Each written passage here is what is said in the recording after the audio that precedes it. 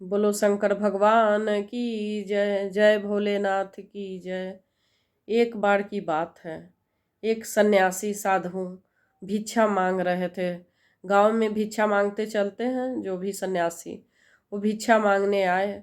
बगल में उनकी कुटिया थी, तो आज उनको भोजन नहीं था घर में। बोले कि चलो भिक्षा मांग के लाते हैं, फिर खाना बनाएंगे। बहुत शंकर जी के वो पूजा करते थे, शिव उपासक थे, शिव की पूजा करते थे। भिक्षा मांगने चल पड़े। बोले जय भोलेनाथ, जय भोलेनाथ भिक्षाम देही, जय भोलेनाथ भिक्षाम देही। सभी जगह मांग लिए। राजा के नगर में पहुँचे, राजा के दरवाजे पे। वहाँ जाके बोलते हैं कि भिक्षाम देही, भिक्षाम देही। कई बार बोले, उसके बाद कोई नहीं सुना। फिर सैनिक राजा के बोलते हैं, एक सन्यासी आके शोर कर रहा है कि भिक्षाम देही, भिक्षाम देही। तो राजा बोलते हैं कि चलो। गुस्सा में आकर राजा निकले और घोड़ा के गोबर उठा के दे दिए। बोले कि ले जाओ भिक्षा। सन्यासी मुस्कुराए कि तथास्तु। फिर भी सन्यासी आशीर्वाद देते हैं कि तथास्तु। देखिए उनके अंदर कितना ज्ञान है, फिर भी गुस्सा नहीं कर रहे हैं। और सभी जगह भिक्षा मांग के लौटे। आश्रम में पहुँचे। आश्रम में जाके एक जगह गोबर रख दिए, जो घोड़ा के गोबर मिला था। तो धीरे धीरे घोड़ा के गोबर बढ़ने लगा और बहुत बड़ा पहाड़ हो गया। तो राजा उधर से जा रहे थे, शिकार खेलने। राजा जा रहे थे शिकार खेलने, घोड़ा पे रथ के साथ जा रहे थे। तो बोले कि एक ऐसा पहाड़ हो गया। तो बोले कि पता नहीं, पहले तो ये पहाड़ नहीं था, इन दिनों ही रोज बढ़ रहा है पहाड़। तो बोले कि चलो चलते हैं, सन्यासी से मिलने जाते हैं। सन्यासी के पास गए।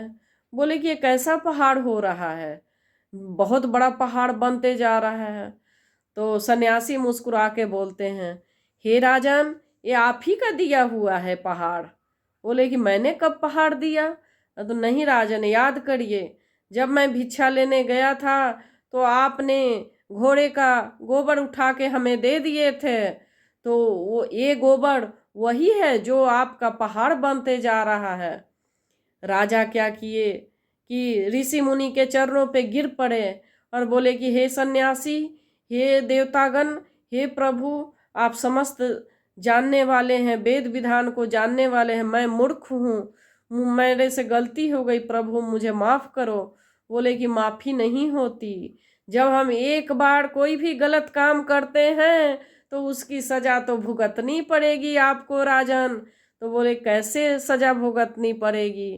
तो बोले कि जो आपके नगर में जय जयकार है, चारों तरफ नाम लोग जप रहा है कि ऐसा राजा है, ऐसा राजा है, ना ईमानदार राजा है, अपनी आप शिकायत करवाना प्रारंभ कर दीजिए।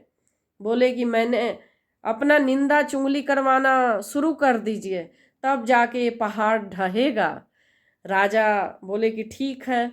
आकर अपने मेन ऋषि मंत्री को बुलाते हैं। बोले कि मेरे इतना गंदगी फैला दो, इतना पाप बढ़ा दो कि पूरा नगर मेरे को गाली दे, मेरा पाप करे। बोले कि राजा गंदा है, राजा गंदा है।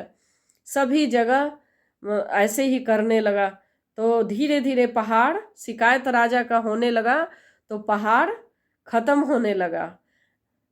फिर राजा आए तो बोले कि फिर भी इतना छोटा पहाड़ रह गया। तो बोले कि कोई भगत आपकी निंदा नहीं कर रहा है, कोई अगर भगत आपकी निंदा करे तो जरूर ये पहाड़ ढह जाएगा। तो बोले कि हमारे राज्य में कौन ऐसा भगत है जिसको हमारी चुंगली करेगा तो ये पहाड़ ढह जाएगा? तो एक कुम्हार राजा है, कुम्हार राजा अगर आपकी निंदा करेगा तो ये ढह जाएगा। बहुत सैनिक लोग गए, राजा की शिकायत करने लगे, लेकिन एक भी कहार जो था एक भी शब्द ना बोला। बोले कि अरे ये तो एक भी शब्द नहीं बोल रहा है राजा कहार। तो फिर राजा अपना भेष गंदा बना के गए और खुद अपने को ही बोले कि राजा ने मुझे ऐसे किया, राजा ने मुझे ऐसे किया। सिर्फ उसने हामी भरी कि हाँ हाँ हाँ करते रहा। यहाँ पहाड़ गिरते गया, गिरते गया, गिरते गया। जितनी बार हामी भरी उतनी बार पहाड़ छोटा हो गया, बिल्कुल गिर गया, सारा खत्म हो गया।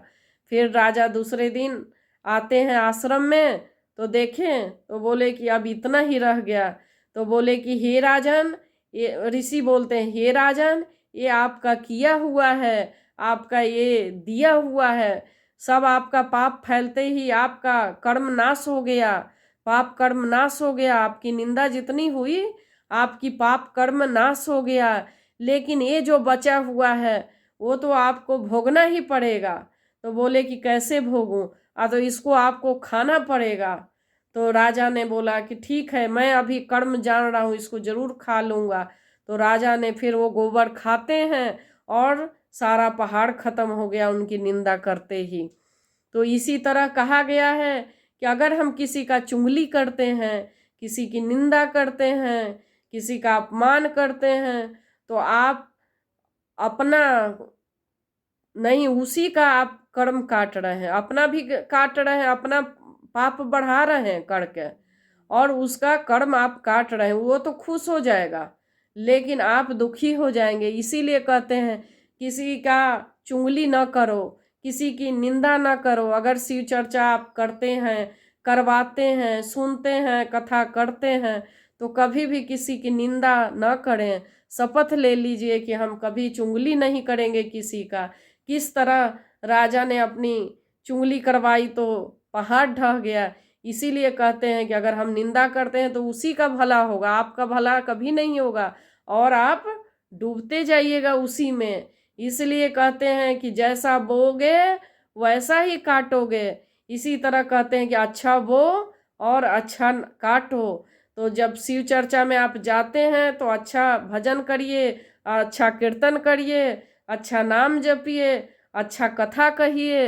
ये कथा कितना सुनने मात्र से आनंदमय है। इसके बाद भी कोई चुगली करना चाहे तो उनका अपना कर्म है, लेकिन बिल्कुल चुगली बंद करके और ये सब कथा सुनने लायक है। शिव चर्चा में कहिए जय भोलेनाथ की।